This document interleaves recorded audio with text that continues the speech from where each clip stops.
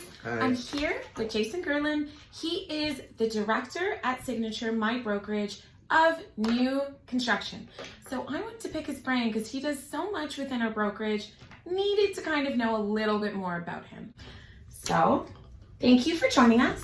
Thank you very much for having me. Hello, everyone. My pleasure. Now, how did you get into this industry? My father was in the industry, so he started with a small company called Bramley Limited back in the 80s, I guess, doing new construction out of Brampton and then Etobicoke area, and I eventually joined him in 2000, around 2000, 1999, 2000. Was that always your passion, or was just kind of something that you saw growing up, so you were like, this makes sense to me, I love this? I was always kind of, a people person. Yeah. So I love people. So that naturally grew into a sort of sales role. Actually, before that, I was a cook. So I enjoyed being in the kitchen and cooking, both at home and in restaurants and that kind of thing. I honestly can talk about food all day, but you saying that just sparked a question to me. Okay. Your go-to dish. Like making? Yeah. Great question. I've got so many. I know. I love making, a Mexican sort of meal with, a fish taco with an elote and something like that. Or love making lasagnas, Yeah. Caesar salad. I like it all. I love food. Yeah. Would you say, sorry, so off topic, like Okay. food just takes over my life. Oh, it does. Mine too.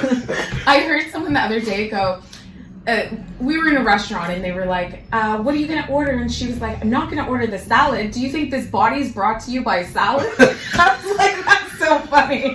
Nice. So Okay. I use it all the time. Okay. Do you prefer making dessert or like dinner? No, I prefer making dinner. 1,000,000%. I Yeah. hate baking. No, I don't bake at all, actually. If I'm going to cook a dessert, it's going to be something like a creme brulee. bread. No, Oh. not even like a creme brulee or something like that. Got it. That's, a tart or something like that. I go easy for dessert. Yeah. I just don't like the measuring and the... Sure. I'm over It's it. too scientific. Yeah, over it. Cooking's about art. Or should be. Throwing it together and loving it. And yeah, I'm into it. Okay, so off topic. Sorry. So your dad kind of got you into the industry. So you worked very closely with your dad. Yeah, we started like I said, he worked for builders for a long time, and then we started a company called the Condo Shop. So we had a couple of brokerages in the downtown area. We ran that for about 12 years, and then I worked with different developers and some third-party marketing companies that work directly to sell for builders. And now I'm here at LePage Signature.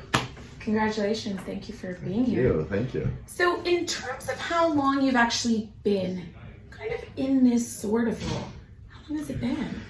In this role, 5 years, since 2015 I've started this role, but like I said, I've been selling since 1999. You could actually sell for builders without a real estate license. Yeah. Quite a while ago, so I started in that industry but got licensed in 2000. Amazing. Yeah. Okay, so we kind of touched on what you did before this. You were in restaurants, you were a chef. Well, not a chef. Let's just correct that a little bit. Not a chef, but I Good certainly for you. worked in the kitchens and mostly. I would have let you fake it until you made it, but good for you for... Now that we're on camera, I can't fake anything. It's true. Now I know your weakness. Right. Put you on camera and I'll ask you every question. Can we talk a little bit about what you do for Signature? Sure. Basically, my role is to help realtors that are in our brokerage bond relationships or foster relationships with developers, whether it be a small developer who is building 35, 40, 50 townhomes, or a larger developer building, 700 suite building with a podium tower downtown, or a multi master plan community like the one that we've recently done at DuPont and Dufferin. Yeah. So I don't want to do too many plugs here for different developers, but I could certainly name a few. But yeah, that's sort of my role, is to help you guys build those relationships and then understand how to sell new construction, because it is a different animal. It requires a different sort of sales process, understanding the floor plans, understanding the APSs or agreement of purchase and sales, and just being able to navigate that sales process is different. So helping understand that. Yeah. Absolutely. So can you tell me a little bit about the process? When people are like, yeah, sure, I'll get a new construction, sometimes I think that they may not understand what avenue you have to go down, because it is a little bit different than resale. For sure. There are a lot of similarities. Yes. So like resale, you're going to look for a location you like, a school district you like, close to work, close to family, a nice and safe neighborhood, all of those kind of things. You're still going to do that with new construction. And because our city is growing so quickly with over 100,000 people a year, we now have over 100 cranes active in new construction. Yeah. So there's a lot of building going on in Toronto. It's important that you pick a neighborhood, and then within that neighborhood, you might have 5, 6, 7, 10 projects to choose from within a 5-kilometer radius. Yeah. So you first pick the area, and then pick a developer that you like, or a development, or a style of building, whether it be boutique building, or more of like a tower, because you like views and you want to be on the 70th floor, or you like more of a townhome project. So you're going to find a project within that neighborhood, find the development or developer that you like, and then go choose a floor plan, for example. Sometimes they'll have a sales office built, and you'll be able to go in, look at a model suite, look at a scale model or a kitchen vignette or a bathroom vignette, and really get a sense of what the bricks and mortar are going to feel like once you move into the property. And then you choose a floor plan that sort of matches your needs, whether it be a 1-bedroom or a 2-bedroom, 3-bedroom. And then you're going to write an agreement of purchase and sale.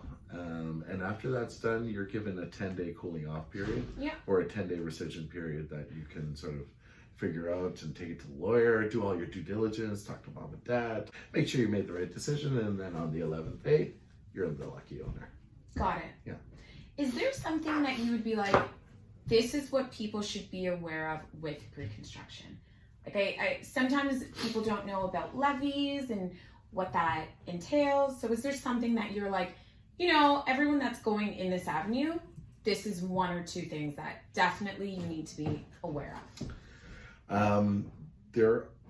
Yes, they are different than the resale market, where you just have sort of, your moving costs, land transfer tax, and some smaller items like that. With new construction, there are some bigger ticket items that you have to be aware of, and they're in the agreement of purchase and sale. Like you said earlier, to your point, levies, which are the art, education, and park levy, which can be, for a 1-bedroom, somewhere between $7,000 and $12,000. For a 2-bedroom, you might be between $10,000 and $18,000. Yeah. So, those kind of numbers you want to make sure you're aware of, and when you go to close, those numbers or those closing costs are due. So you want to make sure that you have the money to close the property. Yeah. I think one thing that's really important to touch on is every developer is different, whether it be their expectation, whether you can assign the property, whether the levies are negotiable. So I just think that having a good realtor on the deal with you to kind of figure out and guide it is like of the utmost with pre-construction. It's huge. Yeah. If you don't have the right realtor in your corner, you may not even get a chance to have to get a suite in the project, because they're selling so quickly, and they go to people like yourself who've got the platinum access for a lot of the major developments. They probably won't even get a suite there, because what happens is the developer goes to their friends and family within the project. So, maybe the administrator within the project, or somebody from the construction crew wants to buy within the project. That may sell up, maybe 5, 10, 15% of the building, depending on the development. Then they'll go to us, which is like the platinum level tier 1 brokerage or agent, and sell at the best price. Yeah. You get the best location in the building. You'll get the best incentives. and you'll get the best overall choice. And then they'll go to sort of the next tier, which is a tier 2 or a VIP agent or a VIP brokerage, where they probably increase the price a little bit, decrease the incentive, less choice. Maybe that floor that you really wanted on the 8th or 12th floor or something you really wanted is now sold to the platinums. Yeah. And then they'll go to the registrants, which are people who registered online with that development. And then finally they'll go to the public. Got it. And depending on the development and how hot it is, it could be sold right in the first platinum level. Absolutely. Depending on how big the project is and that Yeah. kind of thing. But so by the time it gets to the registrants or public, there's actually nothing left in the Yeah. building, or it's 90% sold. So it's hugely important to have somebody like you in your corner. Absolutely. Yeah. Is there anything else that you're kind of like, it would be important to know this? Because other than that, I think we did a pretty well-rounded introduction to you and pre-construction and what's to expect. Is there anything else that you're like, it's important to talk about this? I think it's important to see what's happening with Toronto. I Yeah. started in the real estate industry in 2000. Yeah.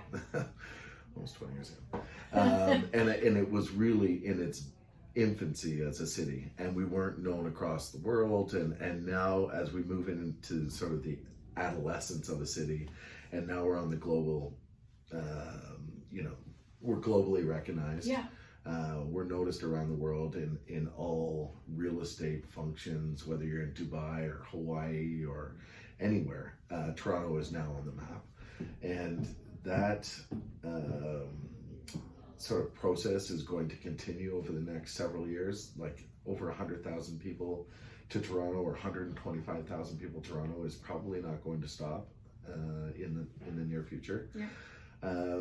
So getting in now and finding a property to either bring down to your kids, or have a first-time home buyer, or a smart sizer, or a right sizer, or whatever they sort of call themselves. I think it's important to get into the market now so that you can start to see a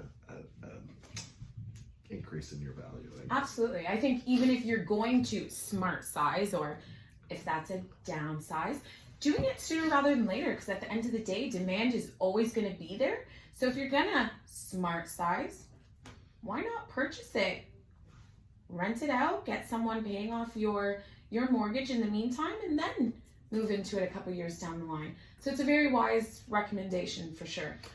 Not sure I said it all that well, but no. I think another thing to really pay attention to is, as the city grows up, it's becoming more and more for the elite. Mm-hmm. So therefore, less people can afford to buy. So in 10 years from now, if you can afford to buy now, now's the time, because 10 years from now, it's going to be more money. So it's hard to keep up with those price increases. Yeah. So, I've got 2 young kids. I'm buying property for them now because I know that by the time they're ready, in 15 or 20 years, whenever they're ready to buy, it's going to be very expensive. Yeah. So why not buy now?